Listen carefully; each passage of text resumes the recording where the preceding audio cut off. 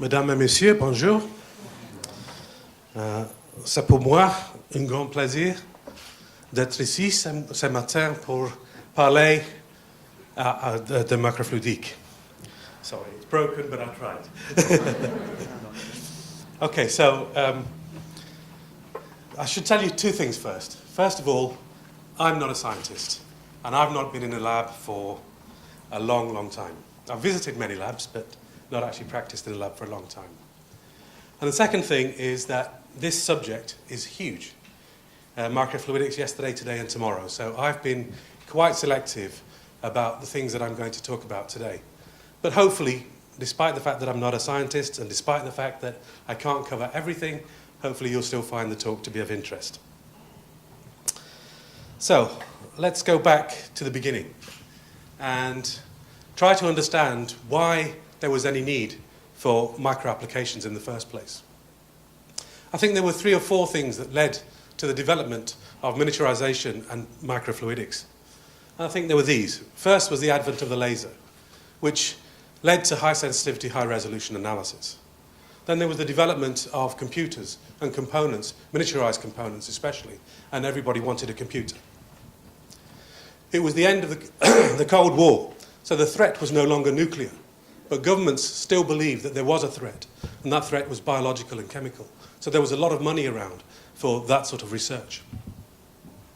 And there was also a huge explosion of genomics and high-throughput DNA analysis for sequencing the human genome. And I think all these things together led to a need for the development of miniaturized and faster methods. I wanted to show you this instrument because a lot of people think that this was the first microfluidic instrument, and it actually isn't. When this came out first in 1983, although it was one of the most successful point-of-care devices in the market, it still is, doing analysis for sodium, potassium, chloride, glucose, hematocrit, including troponin, which many instruments today are trying to do. But this was a non-microfluidic instrument. This was an advanced sensor instrument using potentiometric sensors and capillary filling. This instrument is still around today, and today it is microfluidic. So from 1983, we moved to 1990, and the real first microfluidic chip. And essentially, this is a LC on a chip. And you can see the chip there in the corner, and that is actually the man's finger. So Andreas will talk to you about it this afternoon, that finger there. So this was a silicon glass device, planar fabrication, using photolithography and etching. It was precise, but it was expensive and inflexible. And it wasn't great for a wide range of experiments. As it says there, it was actually manufactured in 1987, but the work was not published until 1990. And then we moved to 1998, a jump of about 8 years, sorry. And Whitesides comes in with PDMS. And now we have soft lithography. We have easy and fast prototyping. We can make devices to order. We can make bespoke devices. We can include 3D networks and channels, valves, pumps, and we have transparency in the visible range, which means not only can you see what's going on, but you can take videos. And I think videos actually have significantly enhanced this subject area, allowing a greater amount of understanding of microfluidics and things like flows. And of course, you had sealing to other surfaces by oxidation. PDMS was really a very significant development because it had brought microfluidics to the masses. Everybody could now do microfluidics because PDMS casting was so easy. And there are 3 things, I think, that really led to the explosion of microfluidics after the introduction of PDMS. One was, as I said, you could make devices to order. You could fabricate bespoke and specific devices, depending on the analysis that you want to do. It also led to the development of a huge number of components, pillars, wells, posts, all sorts of components on the chips themselves. And it also led to the fundamental research on flows, so that we could actually visualize flows, and this actually allowed us to improve things like mixing and other fundamental principles that we could understand. So I think PDMS was really an important development in the microfluidic sector and allowed the development of microfluidics into a much wider community. And then we moved to 2001, and we saw the introduction of Lab on a Chip, the journal. Now, there were already many journals publishing microfluidics. There was papers in Minhas, there were papers in sensors and actuators, biomedical microdevices. But what Lab on a Chip did that was different, it brought all these communities together, and it facilitated and encouraged interdisciplinary collaboration. I actually went out and met people from different fields and tried to bring them into the journal. And I think that was one of the successes of the journal. If we look at the growth of microfluidics, now again, I've taken this data from ISI. It's not completely comprehensive, and I believe there are more papers than this, but this shows you an example. So we have here, Andreas's chip was in 1990. There's the introduction of PDMS. There's the introduction of Lab on a Chip, and you can see that PDMS really made a big change. There are papers here. You can just about see them, but there are about 4 or 5 papers a year being published there. So essentially, this field, we often talk about, when you talk to the community, they say, well, what's happening? Because we haven't seen any developments in microfluidics. But, you know, we've only been going since about 2000. So there's only 12, 13 years of microfluidics. So it's not an awful long time for commercialization to develop. And I'll come back to that later on in the talk. So in the intervening period, we developed a whole range of on-chip capabilities. We can do analysis, we've got chromatography, we've got the various spectroscopies, we've got separation, we've got flow control, we can even do distillation on a chip. And of course, we developed all these micro components. So we have detectors, we have electronics, we have pores, pillars, channels, chambers, a whole range of things, and many others besides. So now you have components, you have capabilities. What do? Well, you build the first microfluidic instrument. And this is the first microfluidic instrument from Agilent called the bioanalyzer, and this was for for analysis of biomolecules, essentially DNA, RNA, proteins, and cells. And I'm sure many of you have seen this instrument. It still exists as well. It's been developed. And we keep, as I said, we keep talking about this gap. What's happened in this intervening period? We saw the first microfluidic instrument, and we're 13 years on, and we're waiting for other instruments to hit the market. So what are the issues? What are the problems that we face? Well, I went back to the beginning and thought, well, what motivates each player in the field? What motivates the academic? What motivates the industrialist? And what does the end user actually want? Well, the academic wants to be first, he wants to be the fastest, he wants to be the best, he wants to be the smallest, because he wants that publication. He wants recognition and reputation. He wants to advance the science, of course. He wants to get grants and maybe set up his own company. And he wants those publications so he can get his students through their PhDs. So what does the industrialist manufacturer want? Well, money, of course, return on investment for their investors, and profits. He's concerned about the size of the total market and the market demand for any particular type of analysis or diagnostic. He wants growth and brand recognition for his company. And of course, he wants to increase the number of products he has. And if you look at governments, again, they want income for the country, they want recognition, they want a technology advantage over other countries. They want to see growth, employment, and of course, they want to defend the nation. The end user actually has a lot of different needs. He's interested in exciting new technologies. He wants fast results, instant diagnosis that saves time. He wants simplicity. He wants to have value, a lower cost than preferably the analysis was before. And he wants size and portability. And to me, it's really quite surprising that in many of the instruments that we've seen so far, size and portability hasn't really been a significant issue. And when I speak to industrial people working for big companies like Philips, they say, when you talk about microfluidics, you shouldn't talk about portability as an advantage. And I'm not quite sure why, because they are producing big instruments. But for me, microfluidics is portability and smallness, handheld instruments. This is what microfluidics is about. So another issue is that it takes at least 10 years, somebody in Philips actually told me this, it takes 10 years and $10 million to bring a product to market. And if you look at this graph, essentially it's true. If you look at the bottom graph here, you can see there's a bunch of companies here between 5 and 10 years, and $10 million is the least amount that you have to spend, and these are much more, as you can see. If you keep your eye on this company, Micronics, I'll talk about that company in a moment, because they take 14 years and $30 million to bring their product to market, which is a blood typing device. And what's the size of the market? Well, this is a prediction from Yole Development, predicting that the market size in next year will be just over $3 billion. But on the other side of the equation, we know, for example, that companies are selling microchips, and there's millions of dollars worth of sales. But millions, if not billions, has also been invested by investors, and billions has been invested by the taxpayer.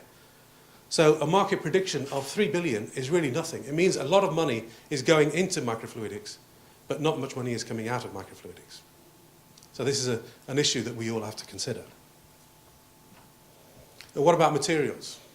Again, this is an analysis of papers published in Lab on a Chip in 2011. I'm sorry, it's a little bit out of date. The paper portion is probably higher in 2012, but the pattern is pretty much the same. Nearly half of papers actually use PDMS for their microchips. About 10-12% on thermoplastics and 10% on thermosets. And we need more different materials. We need new materials for this technology. And then there's the question of standards. I think some standardization is essential if we're going to move the field forward. We make and remake all our components and chips, and I think this is wasting time. And I think it's not sustainable either. We have a whole library of components, and we need to try and, can we reuse those if we standardize on some of those components? We need to standardize our external fluidic connectors. I think it's very important to also have standard tests that compare microscale methods to macroscale methods. Because if we can't demonstrate at the macroscale that these microscale methods work as well in a biology lab or a medical lab, then this technology will never get accepted by biologists or medical scientists. So, despite all these issues, where are we today? Well, there are about 450 active microfluidic companies out there. About 80% of them have less than 50 staff. About half of them are selling products. About 336 of the 450 are selling original equipment, and half of those are in the USA. There are about 100 companies offering just services and components. And the sector is really dominated by startups from universities, and there's a handful of big players, of course.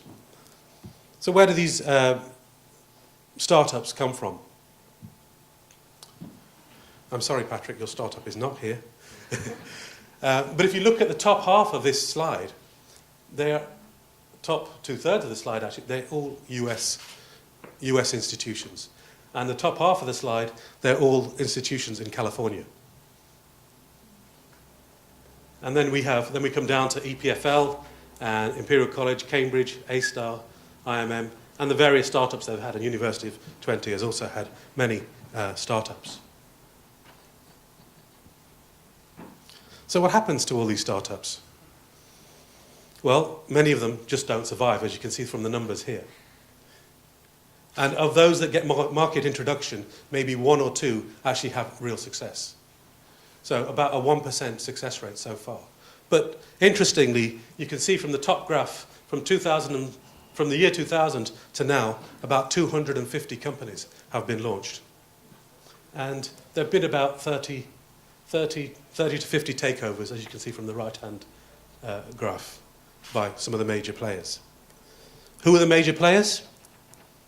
Well, they're the obvious ones. I think we all know Agilent, Abbott, Inverness Medical, Johnson & Johnson, Life Technologies, Roche, Sony, PerkinElmer, and many others. So I'm going to look at some instrumentation now, but despite the challenges and the issues that we've faced in microfluidics, some of the ones that I've just outlined, we have developed some very sophisticated, highly robust instrumentation that's already in the marketplace. Although I'm not going to talk about it, some of this instrumentation is in the genomics market. I'm not sure we're ever going to have a killer app. I'll show you something later that may become something like that. But I don't think there's one in the serious microfluidics market. But I think microfluidics is out there, and it is beginning to change people's expectations. And in the longer term, I think we will change people's views on healthcare, food, agriculture, and energy. So this is an instrument from Instrumentation Laboratory, and it has a huge cartridge on the side. But this cartridge contains everything. It contains the sensors, solutions, gases, pump tubing, waste container, and sampler. It also does QA/QC analysis. It does pretty much what the iStat does, but it also does carbon monoxide oximetry and a few other gases. This is the Micronics device I pointed out to you earlier. It's this card, and the reagents, it's a blood typing device. But this is a really simple device, but as I said, it took 14 years to bring this to market, and $30 million. And this was bought out by Sony. Micronics was bought out by Sony. There's the Fluidigm instrument. I think this is interesting because you can actually use 2 or 3 different types of chip in this instrument, and it does multiple assays and works with different sample configurations. Now, I spoke to Steve Quake about this and asked whether he would release the architecture of this device, the chip device, so that other people could use their chips in this instrument. He was quite keen, but I never heard back, so I assume the salespeople didn't like the idea. The Medimate instrument, many of you will have seen, but this was really good because everybody got together right at the beginning. The patient, the clinicians, the engineers, right at the beginning to sort out what the issue was, what they wanted to achieve, and how they thought they would achieve it. And I think this could, really a positive way of moving forward. They identified a need and tried to solve that issue. Then there's this instrument which does 19 analytes, including glucose and cholesterol, from Samsung. This received FDA approval just last year, and I assume this is now being sold into hospital laboratories. This one is interesting. This is a lateral flow device. This device tells you when a woman is ovulating, when she's most fertile, and it's endorsed by the church because of that. However, it's not used as a fertility device, it's used as a contraceptive system, but it's endorsed by the church. And there's a few recent new products. At the top, there's the Epocal instrument for lactate, now being sold by Lieu. There's the Ling Vitae instrument, which is a low-cost generic platform, which was launched in 2011. The Samsung instrument I've already mentioned, and at the bottom is the Microfluidics device, which is for monitoring blood clotting, introduced last year. There's a few industrial-type developments as well. There's the Sonotech at the top there, which is a coating device. They're the microreactors from Citoni and Corning. The one in the corner I'll talk about in a moment. There's the plug-and-play chip holder from Micronit, and the online process analyzer from Advanced Microlabs. There's also this multi-channel acoustic biosensor. This is used for studying real-time kinetics of mammalian cells on surfaces. And because obviously it's acoustic, it doesn't require any fluorescent labeling. And the analysis takes place in a few minutes. This is a platform from AgPlus in the UK. And they have produced this instrument for the analysis of troponin. But like many other companies, although it's being introduced for troponin, it is meant to be a platform for further analyses. So they intend to do cortisol and testosterone as their next analytes. And again, it doesn't rely on any optical methods, so no sample preparation is required. Then there's the Magnetech instrument from Philips bioMérieux. This is the magnetic nanobead-based bioassay. Again, this is being introduced for troponin, but I believe they're using this as a platform for various other analytes as well. This is fairly recent from dolomite, and this is a droplet generator, and it can generate up to 24 different droplets, each with different volume, different content, and different spacing between those droplets. There's a couple of fairly new devices, which is one from Chip Care Corporation. Does for HIV, tuberculosis and malaria. They're developing this instrument. It's just got funding recently from the Canadian government and from Canadian universities. Then there's the Harpal biochip, which is an organ-on-a-chip device, which they're applying for a patent at the moment, and they're working with L'Oreal to produce an alternative to animal testing as well. And there's a few other things. Illumina has started acquiring companies. Last year they bought Solera. This year, in July this year, they've just bought Advanced Liquid Logic as well. So people always show things like this, and we know a meter in a laboratory, and then they show this 2-centimeter chip. But you and I know that outside this chip is something that looks exactly like this. But now we can do something about it, because now you can remove all this spaghetti and actually have something like this, which is an interconnector. And so we are beginning to see these sorts of developments. And the chip just slides in and connects in this interconnect. And there are alternatives as well. This is work done by Albert Falk's lab in Washington. And what they've done is taken this connection from my laptop to the projector, and they've just pulled out the pins and put microfluidic channels through it. And as you can see, it's very nice in tidying up all the spaghetti around the entrance of the chip. I think there's 12 channels there, and it's also, you can see it also incorporated into a chip there as well. We were talking yesterday about paper microfluidics and the fact that cost is not such a huge barrier. This is a chip, and you can see it's not a simple chip. There's some structures on there, and it's not a simple cross. And this was produced in MIT on their tailor-made machines, and this chip actually cost 0.2 of a cent to produce. So, you know, in terms of cost, if you're doing paper in terms of cost, it's not necessarily the right way forward.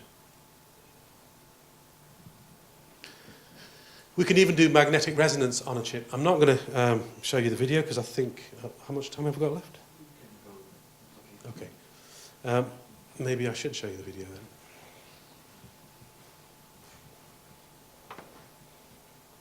Let's see if it works.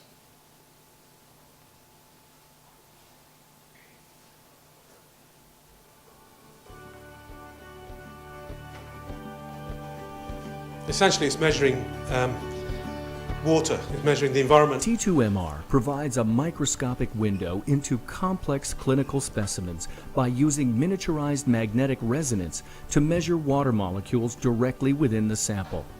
Unlike light-based detection methods, T2MR measures the properties of a sample's entire water population, eliminating the need for target purification and enabling superior sensitivity. T2MR can be configured with a wide array of biochemical assay reagents to enable a broad menu of diagnostic tests, including molecular, immunodiagnostic, and hemostasis targets. For example, superparamagnetic nanoparticles coated with a binding agent specific to a target analyte enable robust immuno and molecular assays. In the presence of the target analyte, nanoparticles bind to the analyte and cluster, thereby changing the microscopic environment of water molecules and the associated T2MR signal. So it's interesting how much we can actually do on a microchip. So you've seen, I've outlined some of the issues. I've outlined roughly where we are. We have new instrumentation coming into the market. I've shown you some of it. We have a lot more that's actually out there that's still coming onto the market later this year and into next year. So what is there for the future? Well, it's very difficult to predict the future. If I could, then I would already be a millionaire. But you can only predict the future based on what you know already at the current time. So I've tried to give a few examples. Not all of them are microfluidic, but hopefully they will give you some inspiration. Now, I took this picture, and we could use microfluidics in macro devices. Now, Agilent already do this, of course. They incorporate microfluidics in some of their instruments, particularly their HPLC instrument. And a variety of other companies are doing this also. Now, I've used this picture, but I don't actually know what they're doing in this picture. But you can imagine that these are pumps, there could be reagents in here. You could actually make perhaps high-value chemicals or high-value drugs wherever you need them, at point of need. So there's no reason to think that, I mentioned portability earlier, but this is much more portable than some of the instruments that we've already just seen. So there's the possibility to use microfluidics to benefit other existing instruments, as Agilent are already doing. And what about combining technologies? This paper was published in Lab on a Chip earlier this year, where they've combined microfluidics with micromechanics and microelectronics. And they've tried to include all various devices on the chip to actually have a circuit analogy.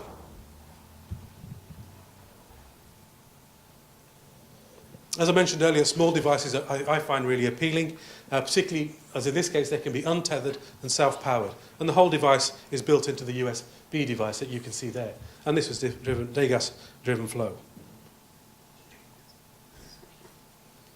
I think biomimetics is another area where microfluidics can really lend itself.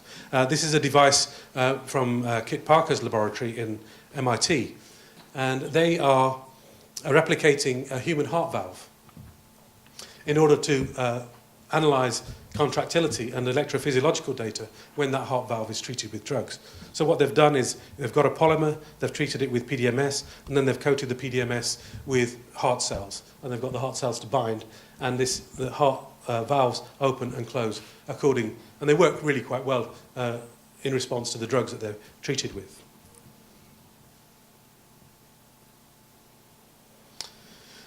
People don't like pricking their finger for glucose analysis all the time, and there's this is actually around now called the Gluco Watch, and it works with reverse ionophoresis through transcutaneous sensing. But the problem with a device like this is that the concentration in your blood varies. As you obviously, as the glucose concentration varies in your blood, it takes some time for that concentration to actually reach the outer surface of your skin. So there's about a 20-minute, I believe, difference between the concentration in your bloodstream and the concentration in your skin catching up. So it can never be used for calibration. But it is a continuous monitoring device. And then I mentioned the need for new materials. And this is a polymer that obviously goes from non-fluorescent to fluorescent when it binds with glucose. And this was a work, I believe, done by a company called Smart Holograms, where they've developed a hologram as part of a contact lens. And the material actually changes in volume when it binds with glucose, and which shifts it into the red spectrum. And in microfluidics, we need more materials, and this is just perhaps inspiration. We do have in vivo body sensors, but I think the issue here is that you need this architecture and infrastructure really to communicate with the servers in a hospital or the medical community that are actually going to provide the healthcare. And at the moment, that is really a big issue.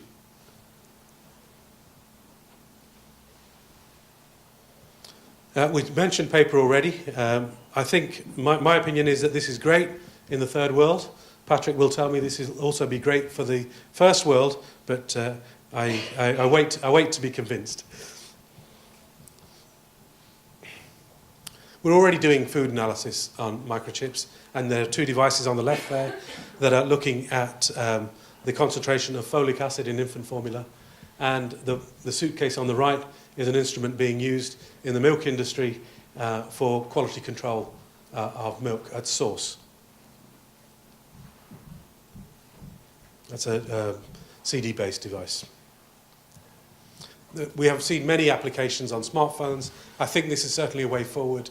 If I've got something, if I want to do some sort of, if I want a device to do some sort of analysis or measurement of my health, then I don't want to carry anything bulky around. If it's part of my phone, great. If it's part of my clothes, even better. Other areas, well, energy. Energy is a good area for microfluidics, fuel cells, microbioreactors. Food is a growing area. I've seen a few papers in the food sector, particularly in areas of fast food where they're looking for E. coli in beef burgers. Water, environmental area is a strong area.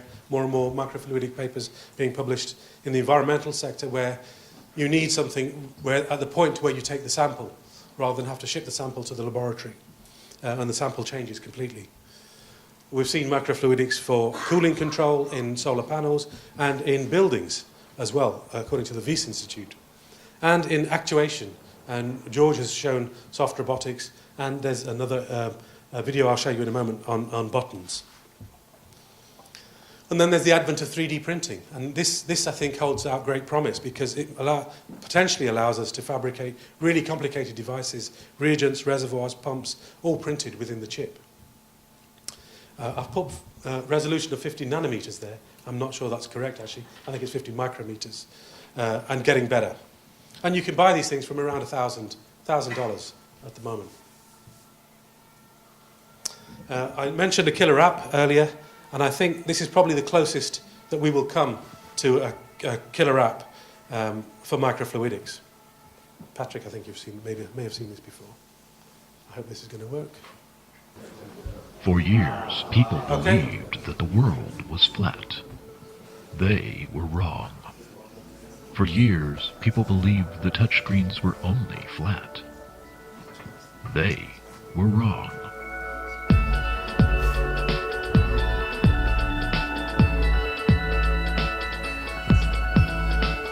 Welcome to the new world of dynamic touchscreens.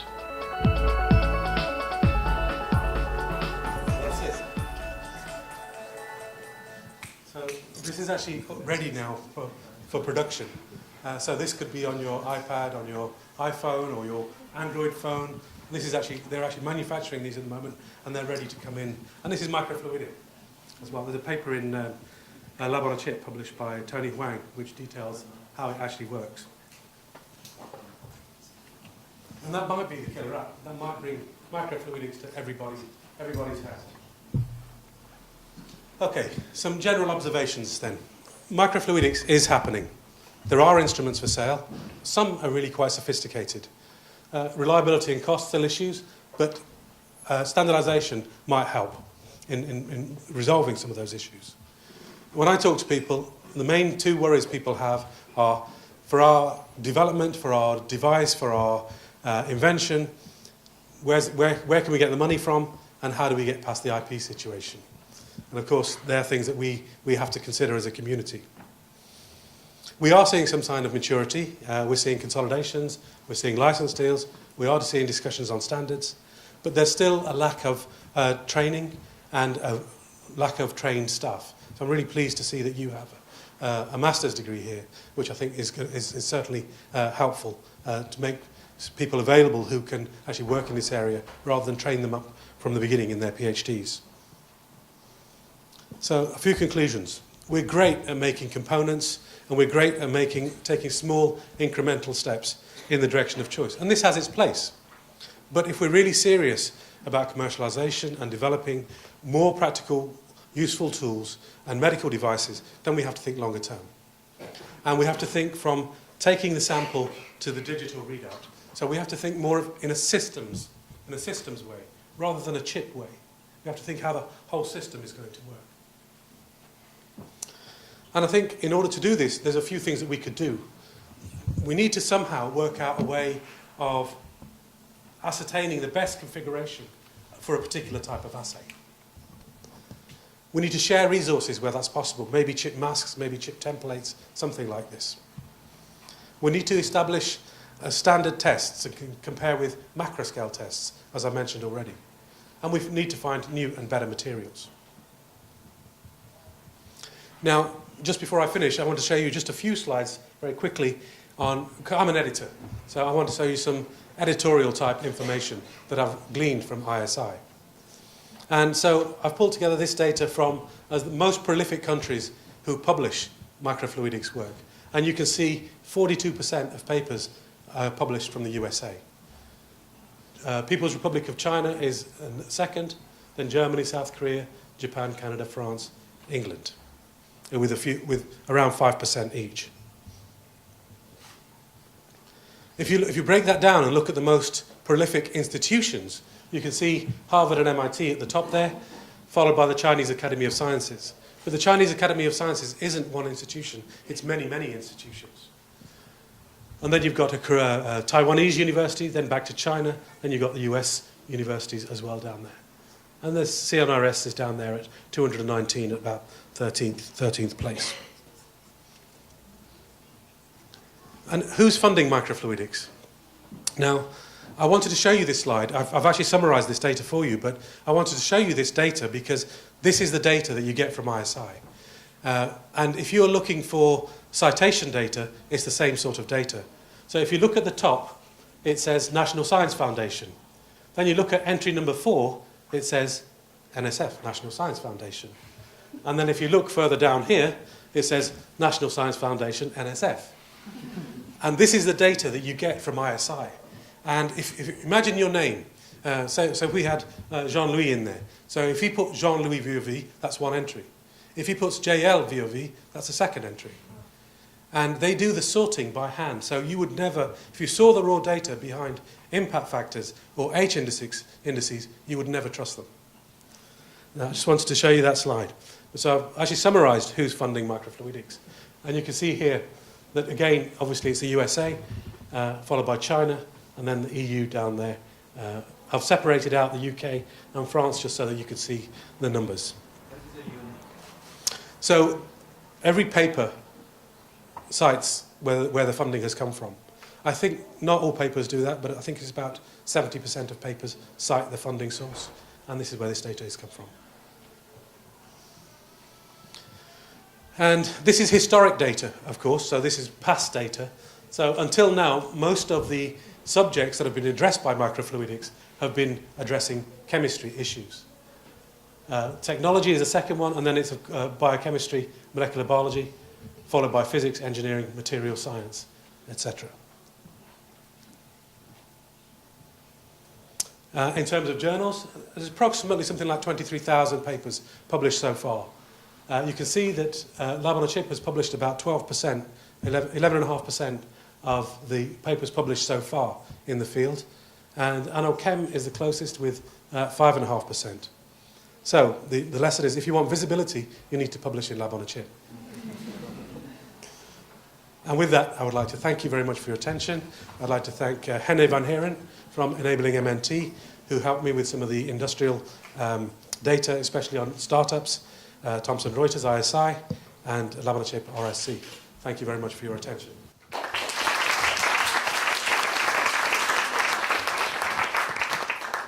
Thank you, Harp.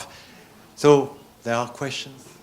You've shown the countries that publish the most in microfluidics.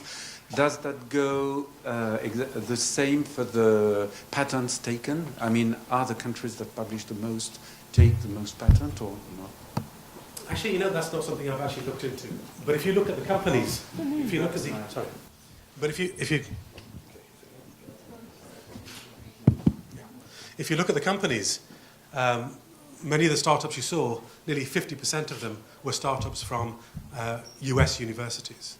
So I would expect that the patent issues probably follow a similar pattern. Thank you. Another question? Yeah, hi. What is your opinion on the open access movement? Let's say papers that are published in a free way. I think that open access in some form is inevitable, and we will eventually go open access. I think all journals will have to, because the movement is so powerful. I think the issue at the moment is that we're working with governments, not just the UK government, we're working with European governments, we're working with the American government to see what is the best way forward. I think there's a misunderstanding about what open access actually is. At the moment, what you do is, when you buy a journal, you pay. But to publish is free. Open access just turns that around. So you pay when you submit your paper. You pay to publish. So there's two models. One is where you don't pay anything. That's called green open access. But gold open access is the one that most people are going for, most governments are talking about. Because if they didn't have some form of payment, many institutions would collapse. And many of these institutions, like our institution, we actually support education in many, right throughout, not just the UK, but we support education initiatives across the Far East, in the developing world, and in many other places. And of course, if we didn't do that, then the governments would have to do that themselves. So at the moment, the open access movement is talking about switching from paying at the end to paying at the beginning. If we switched tomorrow to open access as the Royal Society of Chemistry, we would actually make more money because we sell our journals at such a good value that if the...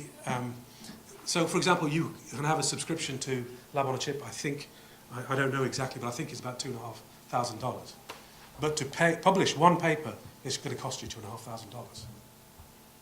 So we would probably make more money. But we're trying to find the best way. We're working with governments, we're working with academic groups to try and find the best way forward so that we could all actually still have some benefit from the system.